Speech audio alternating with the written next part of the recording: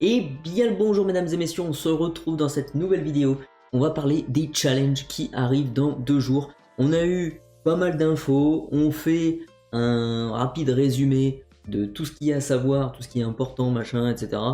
Et on se lance dès maintenant. C'est dans 2 jours, alors un petit peu moins de 2 jours parce que là on est le 23 mais il est à peu près 17-18 heures. Donc c'est pas totalement 48 heures, hein, mais malgré tout, ça vous laisse quand même un petit peu de temps pour vous préparer demain, en tout cas, si vous n'avez pas fait 2-3 trucs. Donc, on va voir ça tout de suite. Alors, l'accès à l'événement, bon, voilà, de toute façon, là, les billets, ils sont tous partis, à part pour les billets visiteurs. Oui, il y en a encore des billets visiteurs à du coup 10 € et 20 € si je me souviens bien. Ça va dépendre de voilà, si vous avez l'accès week-end ou l'accès le dimanche.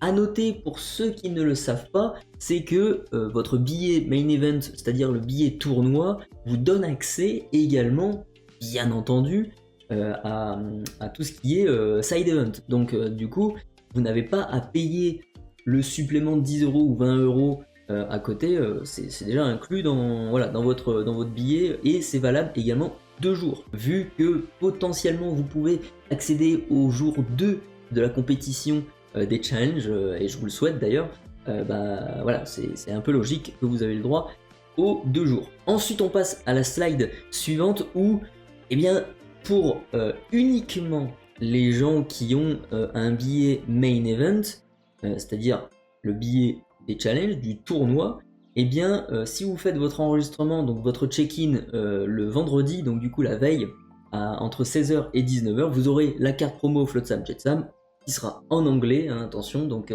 dommage pour nous, amis français que nous sommes. Et ce qui est aussi très dommage, c'est que les cartes promo, Dragonfire, Let It Go, etc., eh bien elles seront en anglais. Et ça c'est dommage. Ça c'est dommage. Après ils pourraient peut-être nous faire une petite surprise, hein. On arrive là-bas à Lille et puis là on voit que les cartes sont en français. Voilà, ça serait plutôt chouette. Et pour les récompenses, pour ceux qui ont un billet visiteur, qui n'ont pas un billet pour le tournoi, eh bien vous aurez un bon de récompense pour le mur des prix. Donc du coup, voilà, vous aurez la possibilité, du coup, avec votre entrée, de potentiellement repartir tout de suite avec un petit prix, un petit quelque chose, vous voyez. Donc c'est plutôt cool. Après, à voir ce qu'il y a là-bas, on connaît 2-3 trucs qui sera sur ce mur des prix. On va voir ça juste après, mais j'espère qu'ils mettront quand même un petit peu plus de choses. Bon, peut-être qu'il y aura potentiellement des Villainous à gagner, hein, des jeux de société, ça sera peut-être pas que du Lorcana, donc à voir. En tout cas, c'est intéressant de savoir ça. Et du coup, voilà le plan du Grand Palais, donc du coup de Lille. Alors du coup, ça sera positionné comme ça. Bon voilà, on aura ici les tables, enfin en tout cas les tables des joueurs, hein, je pense, hein, très fortement, hein, ça va être ça va être nous. Et donc du coup on aura la partie stream qui sera de ce côté, on aura l'espace de visionnage également. En anglais ça sera sur la chaîne Twitch de Fanfinity. Et pour les Français, eh bien ça sera la chaîne Twitch officielle de Ravensburger. On aura des Français qui viendront et il me semble qu'il y aura Maxildan, Ketal et Maxi Lorcana, je crois. Donc c'est très très bien. Ensuite, on aura les boutiques qui seront présentes sur ces côtés-là, donc du coup à peu près au centre, on va dire, de l'événement. Hein. Je pense qu'ils auront des grosses banderoles. Hein. Et ce qui est marrant, c'est qu'on peut voir Magic Bazar, et ça pour ceux qui ne connaissent pas ce magasin, c'est aujourd'hui Play-in. Et c'est bien parce que vous avez le mot Magic, le jeu Magic est présent chez Lorcana. Et oui, c'est une victoire pour nous les joueurs Magic. Enfin c'est une boutade. Et ils vont vendre du coup vente de cartes, protection, goodies, machin tout ça. Donc si vous avez un pépin et que vous avez des sleeves qui sont complètement pétés, et sur un coup de colère, tu vois, tu vas déchirer ton Dragon Shield, eh bien du coup tu vas pouvoir acheter du Ultimate Guard, tu vois, à côté, ou du Dragon Shield, enfin, t'as compris. Donc ensuite, on passe au mur des prix qui sera positionné ici, et là on peut voir justement, voilà, et Ursula Returns Booster Display, voilà, on aura des starters, des Illuminar Quest, etc. On aura des accessoires, on aura des carte promo. Et là, on a une réponse gifted with healing. Ok, c'est guéri les blessures en non foil. Et oui, alors ça c'est la carte que à la base le top 32, si je dis pas de bêtises, aura, mais en foil. Alors là, du coup, l'avoir en non foil, ça, voilà, c'est quand même pas mal. Hein. Je pense qu'on peut se faire plaisir aussi avec les side events. Et on aura aussi la carte Cendrillon, du coup, la carte promo, mais cette fois-ci en non foil également. Et à noter aussi dans les accessoires, on aura la possibilité sûrement d'avoir le playmat foil de Cendrillon. Attention, ça on l'avait pas du tout vu passer, mais le tapis de Cendrillon, allez savoir si c'est la Cendrillon version carte originale ou ce sera la version du coup des challenges.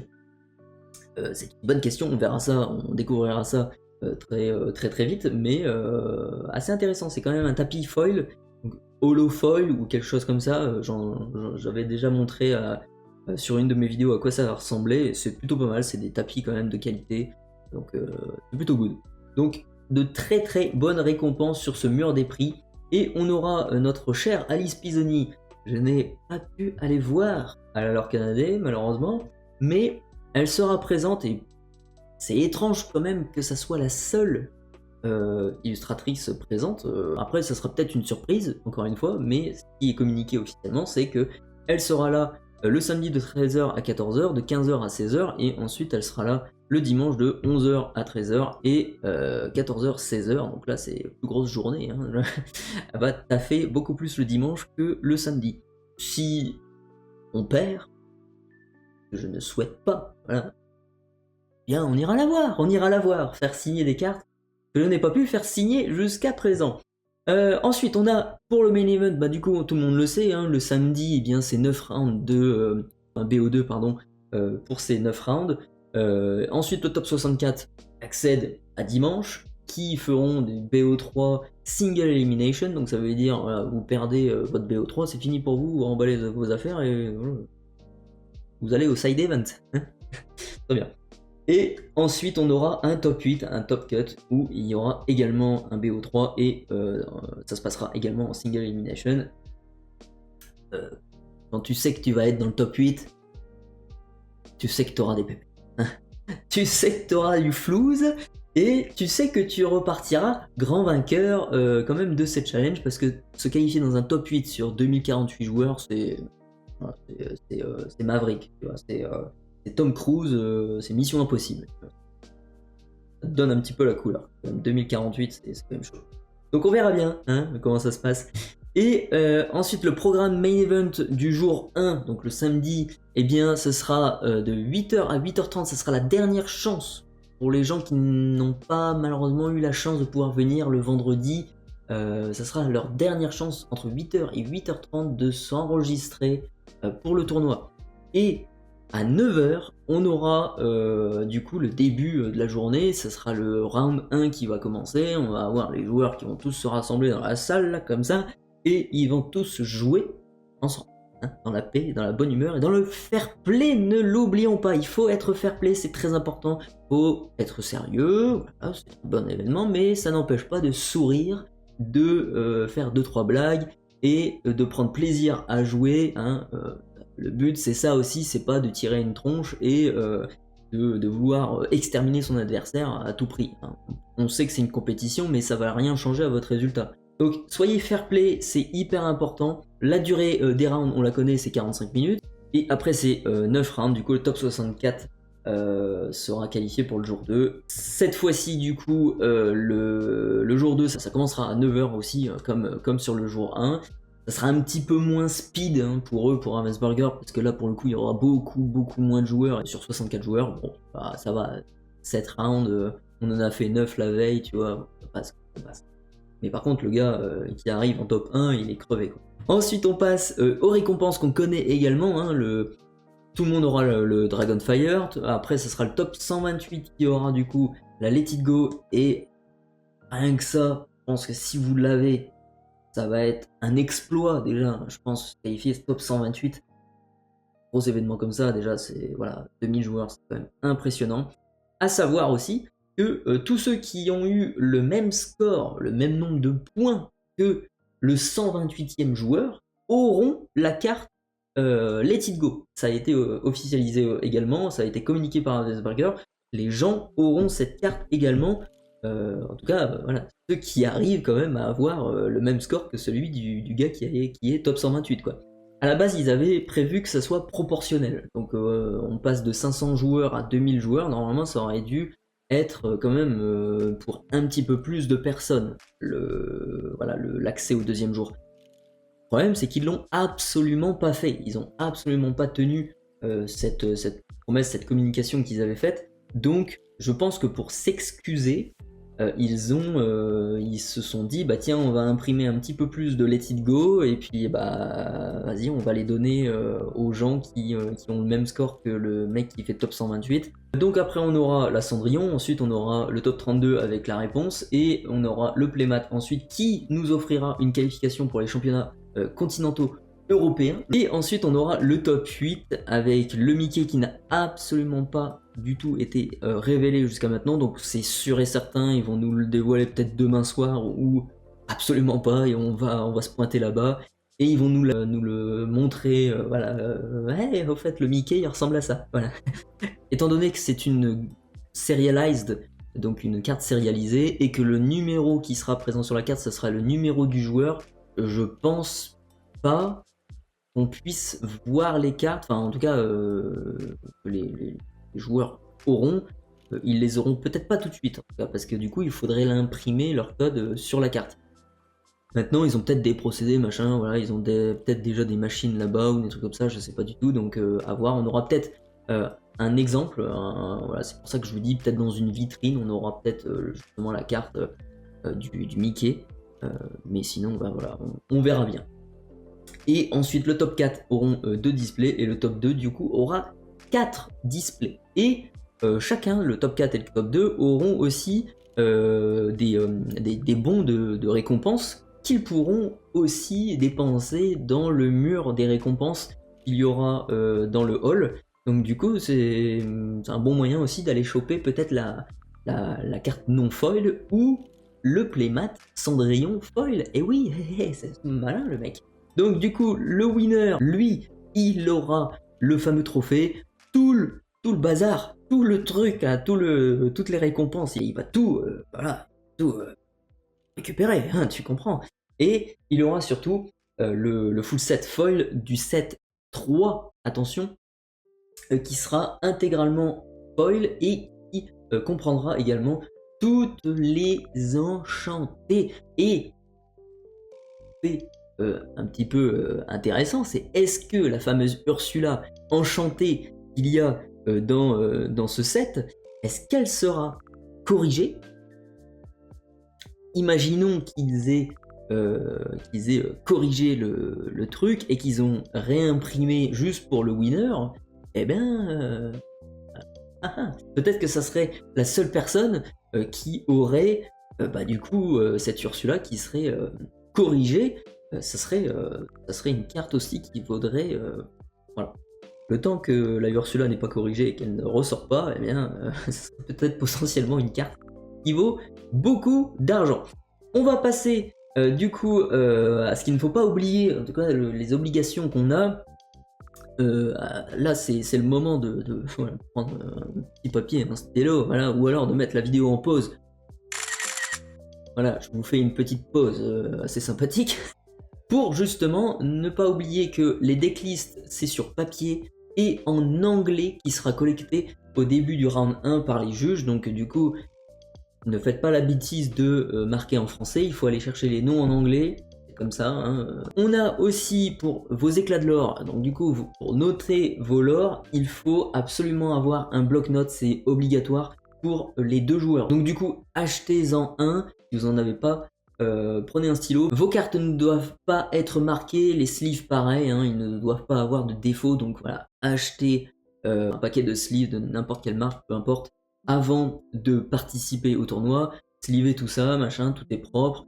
Ne jouez pas avec de préférence tout de suite parce que on sait jamais si vous abîmez légèrement votre sleeve et que du coup on peut voir que voilà, il y a une petite ne faites pas ça. Voilà, essayez de garder le truc voilà, pour l'événement et c'est tout quoi. Et du coup, ayez des sleeves de rechange. Dans un paquet, on a souvent 100 sleeves, donc du coup, il y aura moyen de pouvoir remplacer très facilement. Et n'oubliez pas de faire attention à votre batterie de téléphone. Prenez votre chargeur, prenez des batteries externes, enfin peu importe, pour ne pas tomber en rate de batterie justement, parce que ça va se passer sur Melee et du coup vous aurez les appariements etc. sur votre téléphone. Donc du coup pour savoir où est-ce qu'il faudra vous asseoir et où aller etc. Et bien contre qui vous allez jouer, et bien ça sera sur votre téléphone. Et oui, sinon personne ne vous le dira. Donc ne pas oublier. Pour le side event, les conditions d'accès, du coup, ça sera bien sûr le billet du main event ou un billet visiteur. Donc du coup, vous avez aussi besoin d'un compte Melee. Et votre inscription pour chaque événement, ce sera entre 30 minutes et 10 minutes avant le début du tournoi de cet événement-là. Enfin voilà, par exemple le tournoi Villainous ou le tournoi, on va voir ça, le tournoi de bataille de booster, hein, un nouveau truc qui a été proposé par Ravensburger. Donc ça sera comme ça que ça se passe, et la capacité, ça sera en fonction de l'espace disponible. Le prix, c'est inconnu pour l'instant, mais il faut faire très attention, ne prenez pas d'espèces avec vous. Il n'y aura pas d'espèces autorisées dans cet événement, donc ça sera que de la carte bancaire, du card.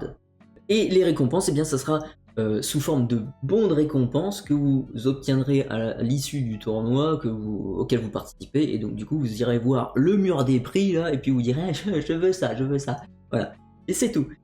Ensuite on passe du coup au programme des side events.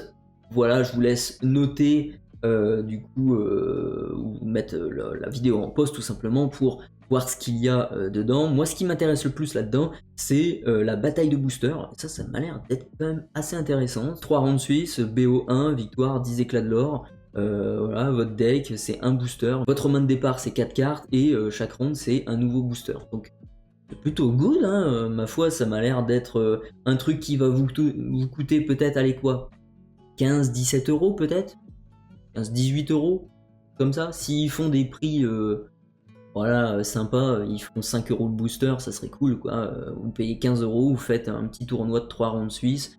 Et si je fais des perfs de. Voilà, pas terrible, hein, dire ça comme ça, eh bien j'irai sûrement faire ce truc là pour découvrir un petit peu ça. À voir. Et enfin, on aura pour dimanche ce genre d'événement du coup. Eh bien je vous laisse également mettre en pause la vidéo pour voir un petit peu ce qu'il y a dedans.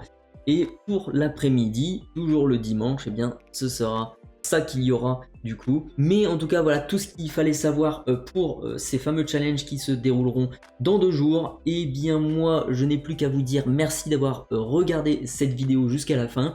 N'hésitez pas à me dire en commentaire ce que vous allez faire ce jour-là. Est-ce que vous allez au tournoi ou est-ce que vous allez faire les side events? N'hésitez pas en tout cas. Si la vidéo vous a plu, mettez un petit pouce vers le haut, ça soutient énormément. N'hésitez pas à vous abonner. On est à quoi, 25-30 abonnés, d'arriver aux 1000 abonnés sur la chaîne.